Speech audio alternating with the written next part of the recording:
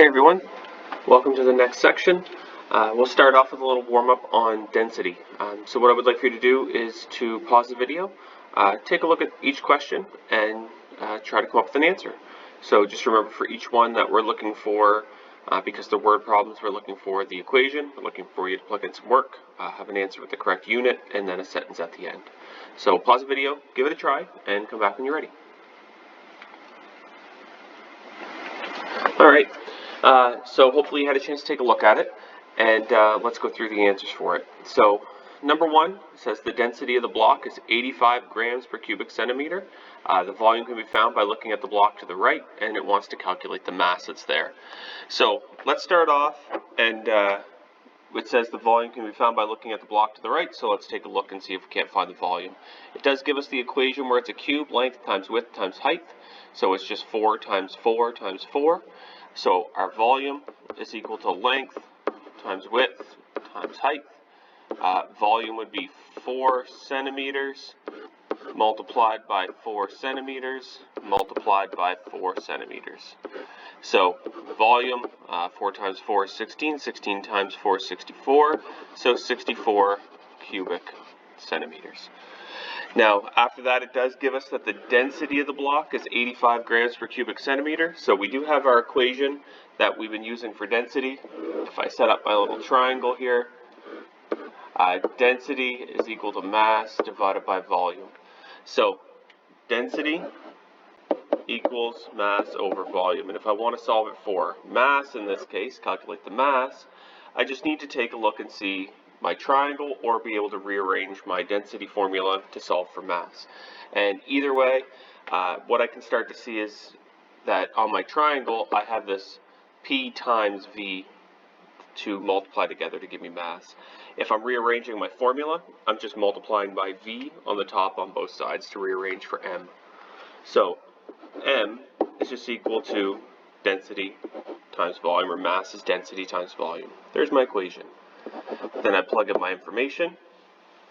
My density is 85 grams per cubic centimeter, and it looks like I have 64 cubic centimeters.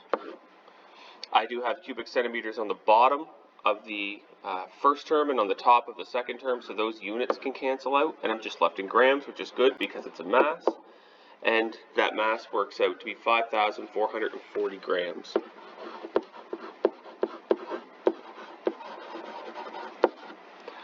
So, at the end of it, again, just a sentence answer to calculate the mass. You would just say something like the mass of the block is 5,440 grams, and just specifying that. So if I take a look at the bottom question, let's bring this up here. The weight of water in a glass is 70 grams, the volume of the water is 70 cubic centimeters, and it wants to know what the density is. So, density is equal to mass over volume.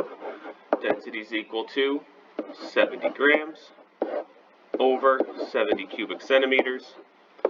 Density works out to be 1 gram per cubic centimeter, which makes sense because we know what the density of water is 1.